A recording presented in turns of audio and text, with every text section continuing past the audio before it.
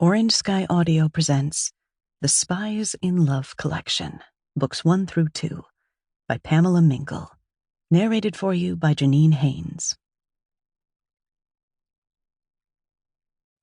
Orange Sky Audio presents Mistress Spy, Spies in Love, Book 1, by Pamela Mingle, narrated for you by Janine Haynes. Chapter 1. February, 1570. She charged into battle with the zeal of one who demands justice and will accept nothing less. They had been riding all afternoon on the old Staingate highway from Carlisle east toward Norworth Castle, where the rebels were mustering. There were 5 of them besides herself, 2 friends she had persuaded to join the fight, and 3 others they had picked up along the way. It was a frigid February day, piercing deep to the bone with an unforgiving cold. When the beacons came into view at last, their flames a call to battle, she glanced at her companions triumphantly. They scarcely had time to give their mounts a rest and let them graze and drink before the order was given to move out. She kept the bright red banners adorned with white griffins in view, and hoped her friends were close by. A fellow riding alongside her leaned in and said, "What about the reinforcements?" At a loss, she said, "What reinforcements?"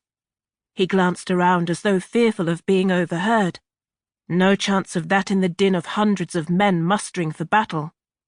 "Word is, more than 1,000 Scots are supposed to be joining up with us. Far as I can tell, they're not here." She shrugged. Why did they require more men? There were infantry and horsemen as far as the eye could see, though they looked like a ragtag lot. Nobody in mail or armour.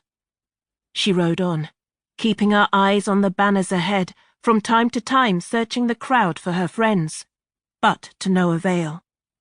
They could see the Queen's forces in the distance. It was almost as though they wished to sneak past.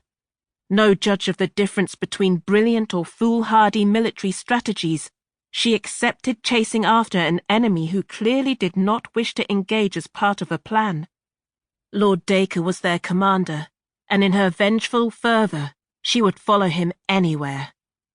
On his orders, they gave chase until finally, circling ahead of the Queen's southern army, they lay in wait near the Gelt River where Helbeck joined it.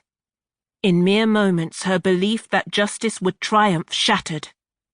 Hundreds of horsemen at the rear of the Queen's army began a vicious attack, pushing... Sample complete. Ready to continue?